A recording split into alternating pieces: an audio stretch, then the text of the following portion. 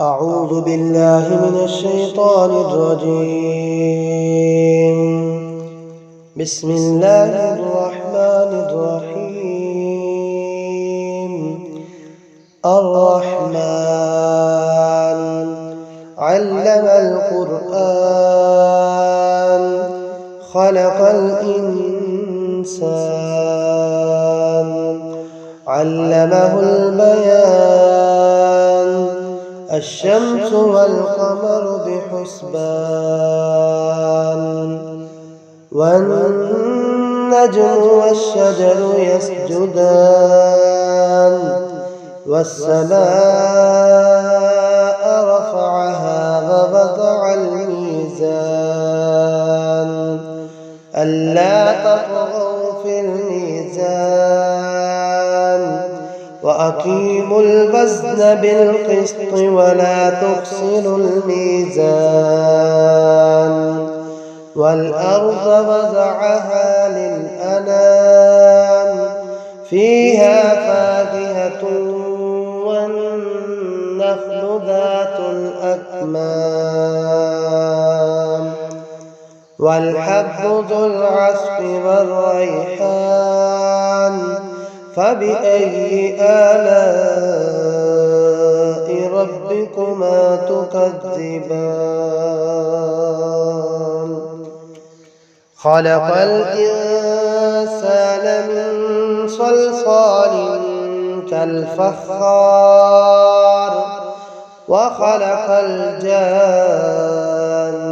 من مارج من نار فبأي آلاء ربكما تكذبان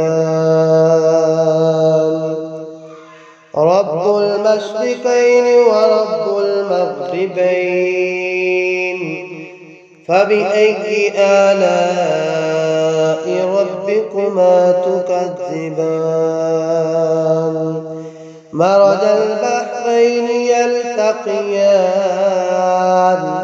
بينهما برزخ لا يبغيان فبأي آلاء ربكما تكذبان يخرج منهما اللؤلؤ والمرجان فبأي آلاء ربكما تكذبان وله الجوار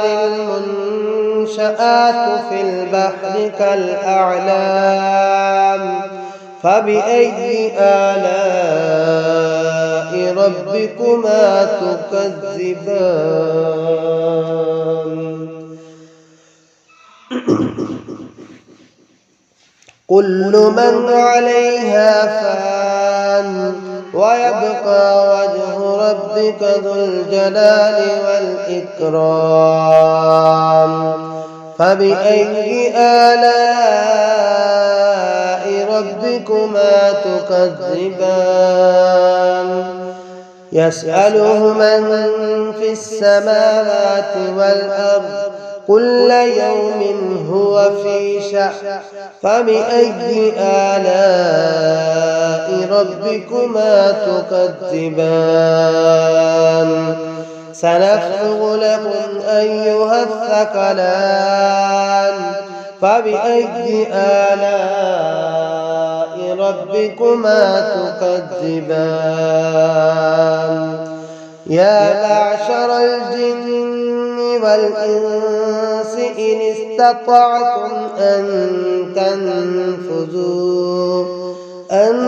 تنفذوا من أقطار السماوات والأرض فانفذوا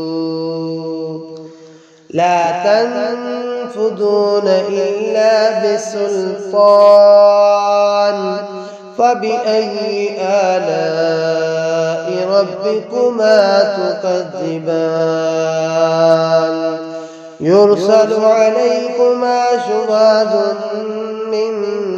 نار ونحاس فلا تنتصران فبأي آلاء ربكما تكذبان فإذا انشقت السماء فكانت وردة كالدهان فبأي آلاء ربكما تكذبان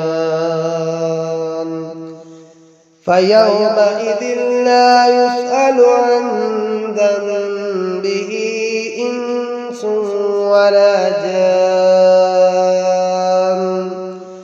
فبأي آلاء ربكما تكذبان يعرف المجرمون بسيماهم فيؤخذ بالنواصي والأقدام فبأي آلاء ربكما تكذبان هذه جهنم التي يكذب بها المجرمون يطوفون بينها وبين حميم آن فبأي آلاء ربكما تكذبان